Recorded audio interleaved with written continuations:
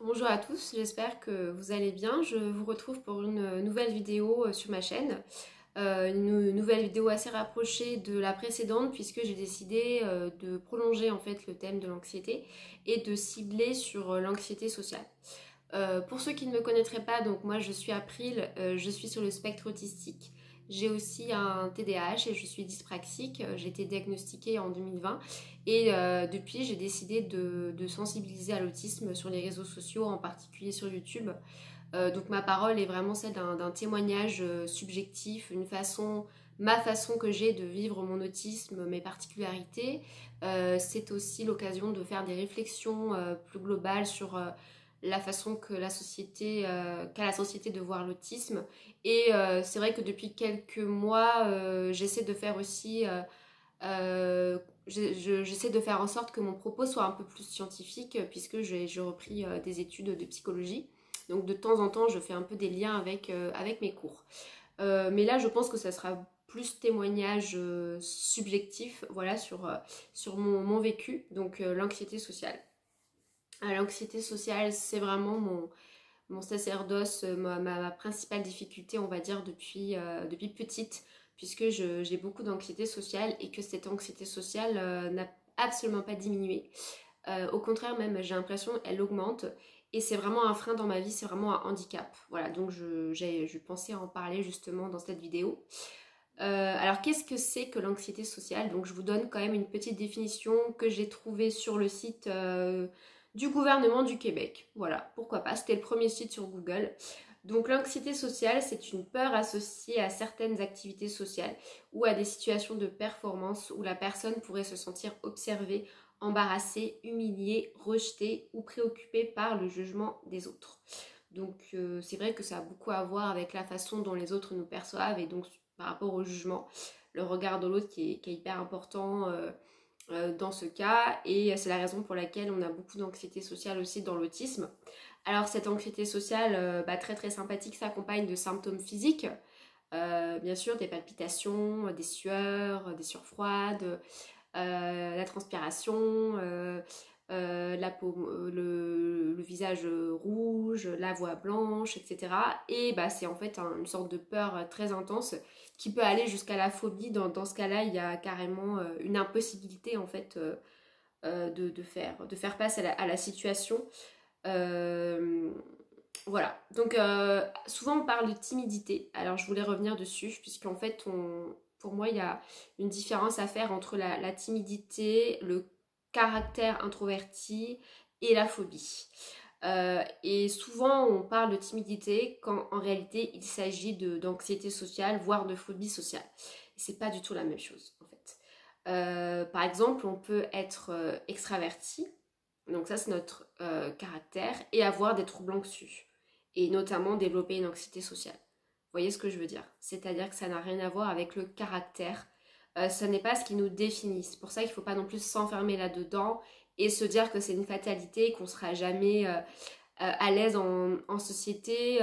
Non, en fait, on a de l'anxiété et on n'est pas anxieux, si j'ose dire, alors qu'on est autiste et qu'on n'a pas de l'autisme, puisque l'autisme nous définit de multiples façons au niveau sensoriel, cognitif, émotionnel, neurologique, mais même physique. Donc ce n'est pas une petite valise qu'on porte à côté de soi, alors que l'anxiété, c'est une conséquence de nos particularités autistiques. Ça a aussi un côté génétique, un aspect génétique, et c'est aggravé par le vécu. Donc en fait, c'est quelque chose sur lequel on peut travailler, voire faire disparaître dans le meilleur des cas. Voilà. La timidité, c'est vraiment quand on n'ose pas aller vers les gens au début, quand on a peur en fait au début. Mais la timidité, en fait, elle disparaît quand on connaît la personne, quand on commence à prendre ses marques, quand on commence à appréhender la situation qui nous était inconnue avant. Alors que dans l'anxiété sociale, pour moi, elle augmente plus on connaît la personne et plus elle augmente. Parce qu'en fait, plus on connaît la personne et plus on va projeter des choses et plus on va avoir peur de se faire juger par cette personne qu'on connaît de plus en plus.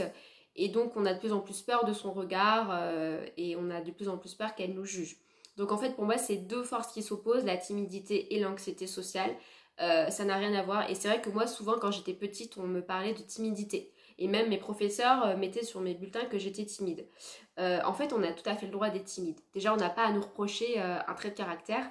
Et en fait, c'était pas ça le problème. Le problème, c'était quelque chose de plus profond qui vraiment constitue un handicap. L'anxiété sociale, c'est un trouble en fait. C'est un trouble anxieux. C'est pas rien. C'est douloureux pour la personne. Et souvent, on s'enferme en fait dans un sentiment de honte. C'est-à-dire qu'on se sent tellement inadapté, on a tellement l'impression qu'on n'y arrivera jamais, que c'est insurmontable, qu'on n'ose même pas en parler, on n'ose même pas se dire à soi-même j'ai un problème en fait, j'ai un trouble anxieux qui m'handicape trop dans ma vie et il faut que je travaille dessus.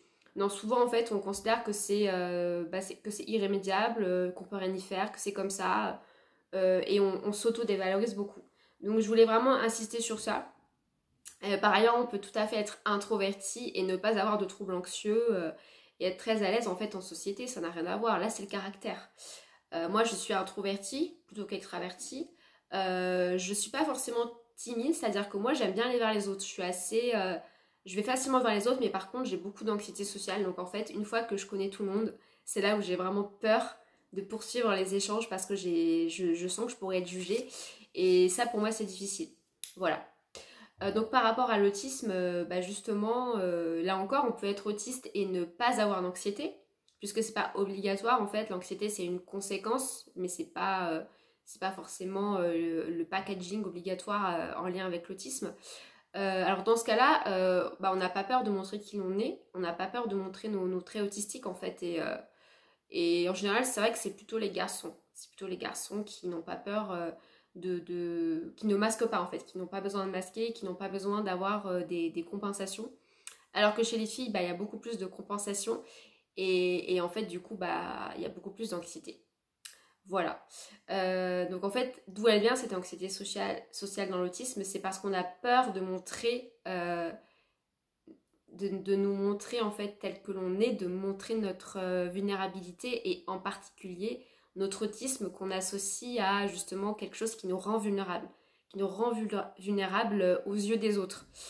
Pourquoi ? Parce qu'en fait dans cette société, plus on est différent, plus on montre qu'on est différent et plus on a de chances d'être rejeté tout simplement, d'être humilié, d'être méprisé, mais aussi harcelé, agressé, violenté, violé.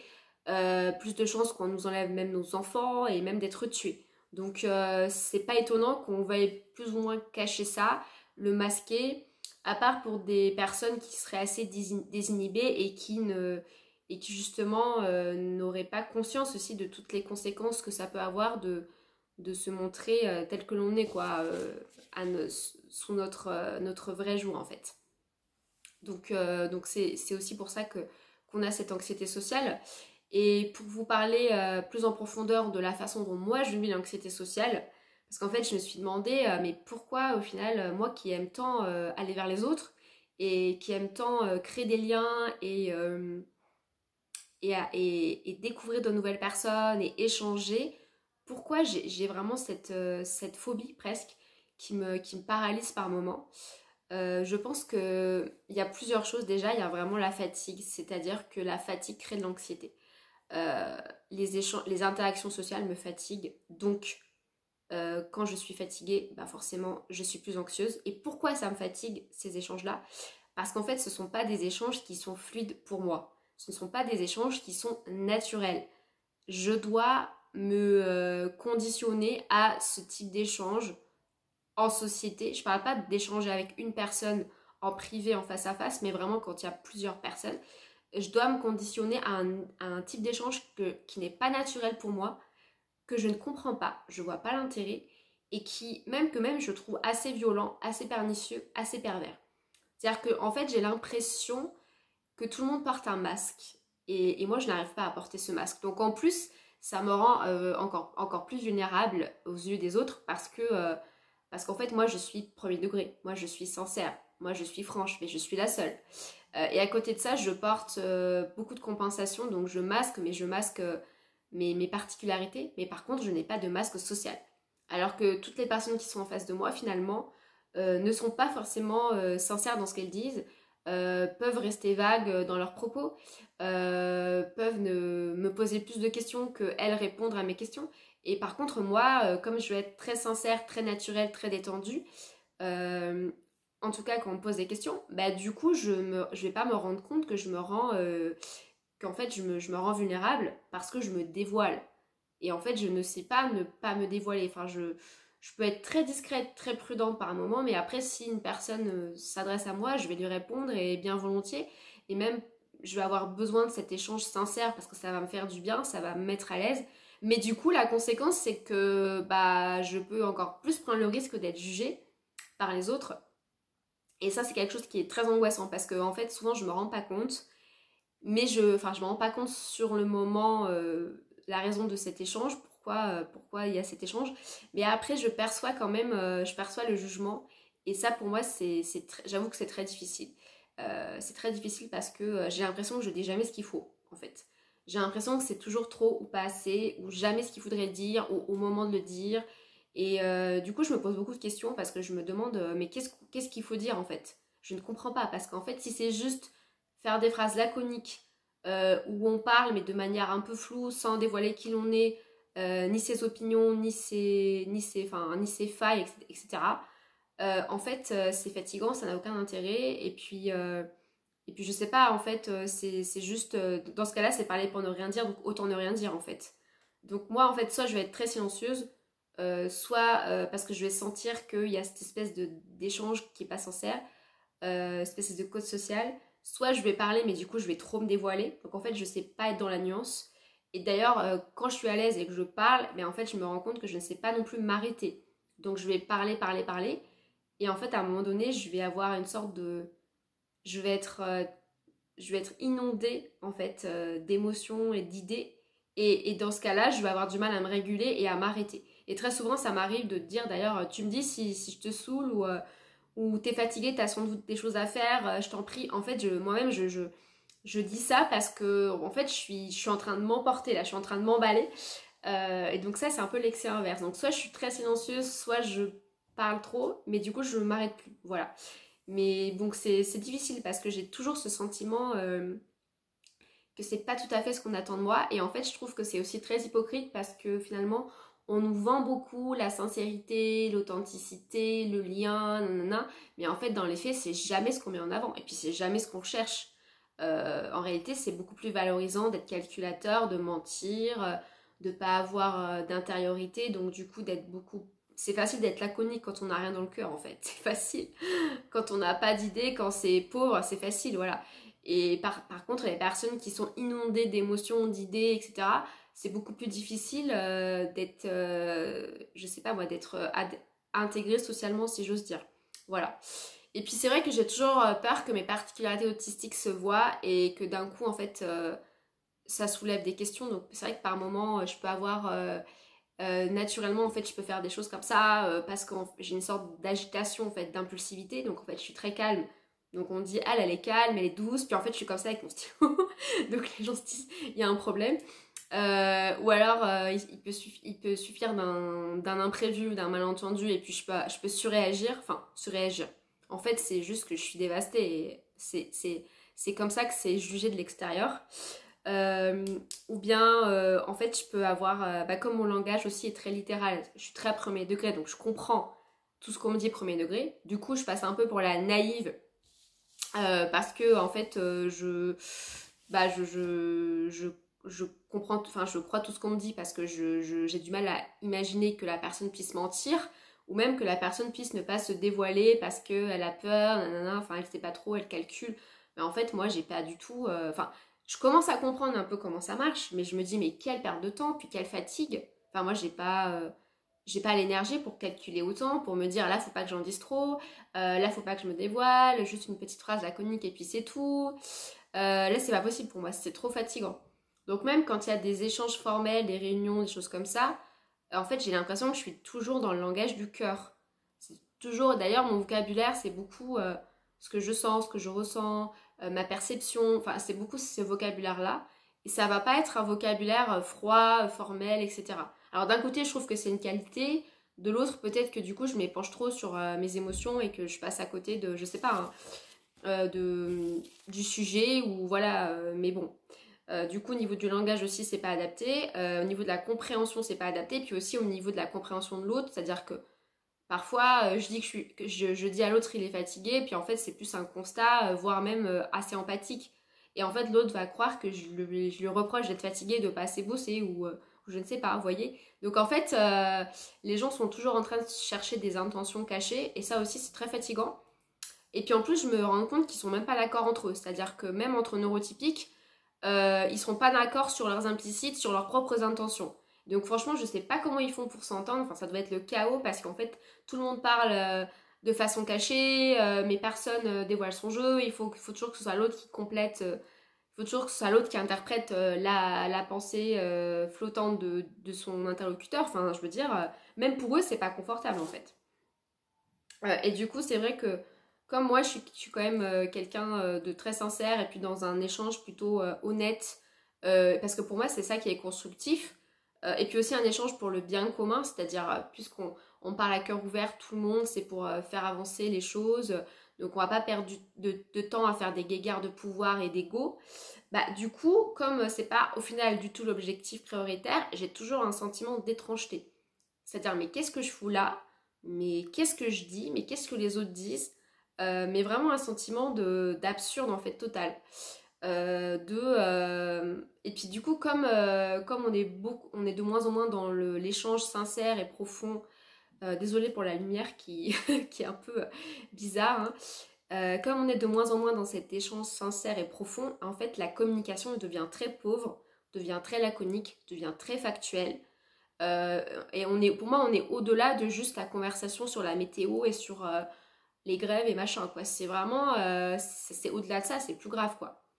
Et du coup, ça me donne encore plus l'impression d'être étrange, enfin d'être dans un monde étrange, d'être dans un monde où il y a que des robots qui parlent. Ou bien je sais pas, les comportements sont très calqués en fait. C'est-à-dire on fait ça et du coup il se passe ça. Et c'est toujours pareil pour tout le monde. Et vous voyez, et du coup, ça déclenche en fait je sais pas, des réactions qui seraient à peu près conformes pour le plus grand nombre. Et moi, en fait, je ne comprends pas du tout. Et je sais pas. Et donc, pour moi, c'est très difficile tout ça. Donc, ça crée beaucoup d'anxiété sociale. Ce qui crée aussi cette anxiété sociale, c'est que je m'en rends compte, c'est-à-dire qu'il y a des gens qui en fait sont complètement à côté, mais s'en rendent pas compte. Et ceux-là, je les envie parce que moi, en fait, je suis très vigilante, je suis même hyper vigilante sur ça. Et en fait, je sens tout de suite, vous savez, le petit regard, l'étonnement, ah bon, elle est comme ça ou elle fait ça. Et c'est très très difficile du coup à vivre parce que, comme je vous l'ai déjà dit, bah, j'ai toujours l'impression d'être à côté, de ne jamais faire ce qu'on attend de moi. Et puis d'un autre côté, je m'en fous et je me dis, oh là là, on peut pas plaire à tout le monde. Et puis c'est fatigant. Et puis tant pis, les gens peuvent bien penser ce qu'ils pensent. Sauf qu'après, enfin parfois ça peut aller très très loin où les gens m'en veulent et du coup ils deviennent hostiles et agressifs et je sais pas pourquoi. Voyez, et en fait c'est des conséquences complètement folles. Et en même temps, quand je demande est-ce qu'il y a un souci, il y a quelque chose que tu as mal vécu et que la personne n'est pas claire, mais ça crée encore plus d'anxiété. Et du coup, ça devient. Et après, je deviens parano et je vois des gens hostiles partout. Bref, donc tout ça, c'est compliqué. Et pour revenir aussi à la fatigue, ben, en fait, le problème aussi que j'ai remarqué, donc notamment dans les groupes en fait, hein, c'est que très souvent ça ne m'intéresse pas, les conversations en fait. Les conversations de groupe, les conversations formelles aussi, ça ne m'intéresse pas, vraiment. Et en fait, je dis pas ça par mépris ou par orgueil ou autre, hein, mais vraiment, en fait, moi, j'ai vraiment besoin de liens authentiques et aussi profonds. Et quand on n'est que dans des échanges qui sont pauvres et qui sont, je sais pas, juste là pour finalement masquer la vraie parole, masquer ce qu'on devrait vraiment dire, ben en fait, ça ne m'intéresse pas, ça me fatigue. Et tout ça, après, c'est un cercle vicieux d'anxiété. Donc, c'est pas, pour moi, c'est pas possible, en fait, en fait, je ne peux pas faire plus. Je peux pas faire plus d'efforts. Et par contre, quand la conversation m'intéresse à nouveau, donc en général, c'est quand ça parle d'un sujet qui m'intéresse à ce moment-là, ou bien quand c'est une de mes passions, une de mes intérêts spécifiques, ou quand ça me concerne directement. Du coup, là, en fait, d'un coup, j'arrive à me remobiliser, et en fait, là, j'arrive à nouveau à m'intéresser et l'anxiété diminue. Mais c'est vrai que très souvent, en fait, l'anxiété est là parce que je suis toujours en train de me demander mais qu'est-ce que je fous là en fait. Mais voilà, et puis j'ai l'impression que ça m'appauvrit. Et en même temps, ça me rend triste parce qu'en fait, moi, je me dis, on a besoin quand même des autres. Le sentiment d'appartenance, c'est un sentiment qui est biologique, quoi, qui est physiologique. On peut pas se passer des autres, quoi. On peut pas vivre seul dans sa grotte. Et en même temps, bah, nous, c'est vrai que les autistes, on se régénère tout seul. On a besoin d'être tout seul. Et ça aussi, c'est une force parce que du coup, on a vraiment cette solitude qu'on nourrit, en fait, en soi. Et en fait, nous, on s'appartient nous-mêmes. Et ça, c'est une grande force, c'est une grande richesse. Mais je crois qu'il y a de plus en plus de personnes qui n'arrivent pas à s'appartenir à eux-mêmes et qui en fait sont un peu dépendants justement du groupe ou des autres. Et ça crée en fait des dynamiques qui sont où il y a beaucoup de narcissisme aussi. Et donc, et on sent qu'en fait l'autre a besoin d'une personne pour se compléter parce qu'elle est pauvre à l'intérieur en fait. Donc c'est ça aussi, ça crée après des relations toxiques, asymétriques, voilà, et donc ça c'est pas bon quoi. Par rapport à cette anxiété sociale, bah moi j'ai clairement un sentiment de, je sais pas si c'est de dissociation ou de distanciation, enfin c'est-à-dire que quand je suis amenée à prendre la parole devant un groupe, je sens en fait que je sors de mon corps presque et je me vois parler en fait et je sens ma voix blanche, je sens ce sentiment d'étrangeté vraiment particulier où je me dis d'un côté je me dis qu'est-ce que je fous là, mais c'est encore plus profond que ça, c'est-à-dire que je suis carrément en dissociation parce qu'en fait je suis en panique quoi, vraiment c'est d'avoir tous ces regards sur moi, d'avoir en plus l'impression que le moindre truc que je vais dire je vais être jugée, on va me tomber dessus et tout. C'est très très angoissant. Et parfois, j'ai l'impression que même quand je parle dans la rue, les gens peuvent me tomber dessus. Parce que moi, je suis quand même assez... parfois, quand je suis naturelle, je vais pas dire que je dis tout ce qui me passe par la tête, mais bon, ça peut m'arriver, quoi. Et je me rappelle, une fois, j'étais sortie d'une pièce de théâtre, et c'est vrai que j'avais pas trop aimé, donc tout de suite, j'avais dit que ça m'avait pas plu et tout. Et en fait, j'étais juste derrière le metteur en scène, mais je l'avais pas vu. Et d'un coup, il m'est tombé dessus, en fait. Et donc, c'est là où je me suis dit, en fait, je peux même pas... Enfin, on est complètement censuré, quoi. Je peux même pas parler, exprimer mon point de vue. D'un coup, les gens vont me casser. Je suis même pas en sécurité dans la rue. Il suffit que je parle et puis paf, quelqu'un peut me reprendre. Vous voyez, il y a une espèce de, je sais pas moi, de censure collective sur ce qu'on peut dire et pas dire. Et puis voilà. Donc ça, ça n'est pas pour me rassurer forcément. Voilà, donc ce sentiment physique de dissociation, il est vraiment, vraiment, enfin c'est très, très important chez moi. J'ai essayé de faire du théâtre et tout, mais vraiment, ça a été... Je pense que j'étais aussi en dissociation au théâtre. En plus, la prof a essayé de me mettre au milieu de tout le monde, me faire de l'impro pour me désinhiber, mais c'était encore pire que tout. Donc vraiment, c'est difficile pour moi parce que j'ai l'impression que j'arriverai jamais en fait. J'arriverai jamais à être à l'aise. Et en plus, je pense que je peux avoir du caractère, je peux avoir des choses à dire. Je peux ne pas me laisser faire. Je peux être passionnée, je peux même être, je sais pas, affirmée. Voilà, être affirmée. Je peux tout ça. Mais en fait, cette part-là de moi, elle est éteinte par ce blocage quoi, que j'ai depuis toujours. Et voilà, c'est très compliqué. Je pense que chez moi, il y a une part de génétique, il y a une part de vécu et il y a aussi l'autisme qui n'arrange pas les choses. Voilà. Et c'est vrai que j'ai conscience qu'il faut que je travaille sur me détacher du regard des autres. Je le fais, hein, mais bon, j'avoue que c'est pas simple et j'ai pas honte de dire que c'est pas simple pour moi. Que oui, forcément, on préférerait être apprécié, on préférerait faire l'unanimité, on préférerait bah, avoir de la gentillesse, mais c'est pas vraiment ce que j'expérimente. Ça peut m'arriver, mais c'est bon. Je trouve il y a de plus en plus de comportements passifs-agressifs, comme je l'ai dit, narcissiques et tout. Et du coup, c'est compliqué parce que ça demande quand même un travail important sur soi-même, voilà. Et puis je pense que la question du handicap, la question de la neuroatypie, il y a un malentendu sur justement ce que les gens perçoivent en fait. Puisque moi, depuis toujours, j'ai l'impression qu'on m'associe à une forme de naïveté et d'inexpérience. Mais en fait, tout ce que je dégage, enfin cette naïveté, cette inexpérience en fait, c'est le reflet de ma différence en fait, c'est le reflet de ma neuroatypie, de mon autisme, du fait que je n'ai pas les comportements, enfin, que je n'ai pas, oui, les comportements forcément normés ou forcément attendus. Et en fait, j'ai l'impression qu'on associe la différence à ça, à cette inexpérience, à cette naïveté, presque à l'enfance en fait, c'est-à-dire dès qu'on n'est pas dans la norme, c'est forcément qu'on n'est pas prêt, qu'on n'a pas encore assez bossé, qu'il faut encore qu'on grandisse, qu'on mûrisse. Vous voyez ce que je veux dire? Un peu comme les gens qui vous disent il faut te blinder ou tu es trop sensible en fait. Donc on associe ça à quelque chose qu'on n'aurait pas encore acquis. Et donc ça pour moi c'est très validiste et puis c'est très infantilisant en fait. Puis on associe forcément cette différence à l'enfance et même cette anxiété sociale comme si on était timide et qu'on n'avait pas le droit d'être timide à l'âge adulte, alors que déjà ça n'a rien à voir. Et en plus, on peut avoir des troubles anxieux à l'âge adulte, il y en a beaucoup qui en ont. Et, euh, et c'est pas forcément symbole de faiblesse et de fragilité et de vulnérabilité, enfin au fait bien au contraire. Je veux dire, il vaut mieux se poser trop de questions que pas assez. Mais voilà, et puis à côté de ça, on met à égalité les enfants avec les adultes. Donc limite, les enfants, ils sont adultifiés et les adultes, ils sont infantilisés. Enfin, c'est le monde à l'envers. Donc je trouve ça très malsain. Voilà, donc à côté de ça, il y a ce sentiment en fait que ma personne est en permanence dégradée, ce que je reflète est en permanence dégradé.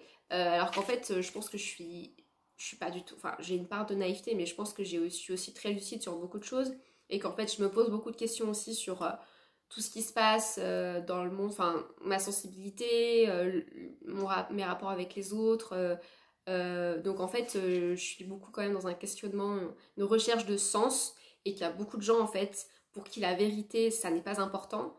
Ce qui compte c'est le confort, donc on se pose pas de questions. Ce qui compte c'est soi et son petit confort et moi en fait je préfère la vérité au confort. Donc je pense pas être si naïve et inexpérimentée que ça. Donc d'un côté il y a ça, et de l'autre j'ai l'impression que en même temps, on suscite aussi beaucoup de jalousie, et paradoxalement. Donc d'un côté on est dénigré et de l'autre on est aussi beaucoup envié. Comme s'il y avait en fait une double force, et d'ailleurs un gros malentendu aussi avec ce discours autour des recherches identitaires de beaucoup de personnes. Des personnes qui se sont perdues et qui en fait ont besoin de trouver un sens à leur vie, une identité. Et du coup, ça y est, ils se rendent compte qu'ils sont autistes et c'est leur identité. Mais en fait, c'est pas du tout ça. Ça ne se pose pas du tout comme ça. Et en fait, je trouve que ça, c'est une vision des choses très neurotypique. C'est-à-dire que ce besoin à tout prix de se démarquer, c'est en fait, ça concerne les gens dans la norme.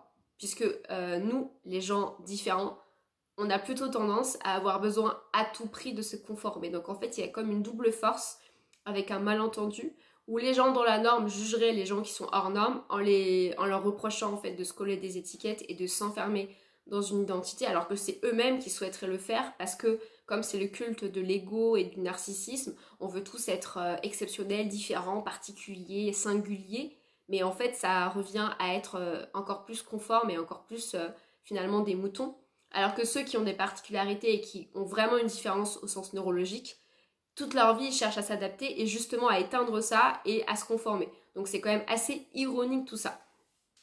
Voilà, je terminerai là-dessus.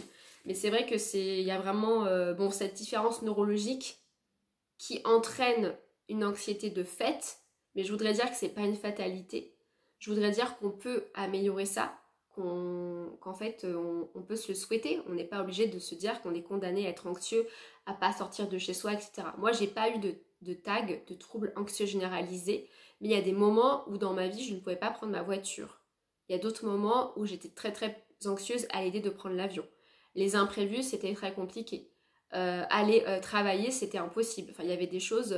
Et finalement, j'ai trouvé quand même à chaque fois des solutions pour que ça se passe bien, que ça n'entrave pas trop ma vie. Mais par contre, il y a toujours cette anxiété, voilà, cette anxiété sociale, cette anxiété avec les autres qui perdure. Et c'est vrai que c'est un peu plus compliqué. Pour moi, notamment le fait que comme j'ai un TDAH, j'ai une certaine impulsivité, donc mes émotions aussi elles partent très vite et être avec les autres c'est aussi être aussi amené à vivre, à ressentir plein d'émotions Et ça aussi, parfois, pour moi, c'est difficile à gérer et à canaliser. D'ailleurs, je pense pas que quand on a un TDAH, on soit forcément explosif, hyper actif dans le sens hyper démonstratif, hyper agité. Je pense qu'il y a aussi un TDAH qui est beaucoup plus intellectualisé, intériorisé, notamment chez les filles, chez les femmes. Et en fait, ça se voit différemment. Ça se voit plus dans, par exemple, une hyper émotivité ou une hyper réactivité sur certaines choses, ou voilà, vous voyez, une agitation plus discrète au niveau motricité fine peut-être.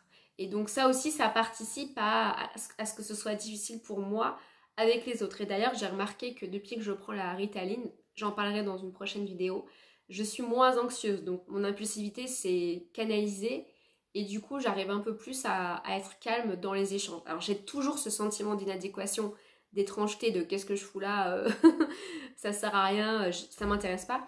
Mais j'ai moins quand même ce côté impulsif de faut que je parle, faut que je m'agite, vous voyez. Voilà. Je vais m'arrêter là sur cette dernière réflexion et merci de m'avoir écouté pour cette longue vidéo et je vous retrouve très vite pour une vidéo sur le traitement justement pour le TDAH. Je vous dis à très vite et je vous souhaite une bonne journée. Ciao, bye bye.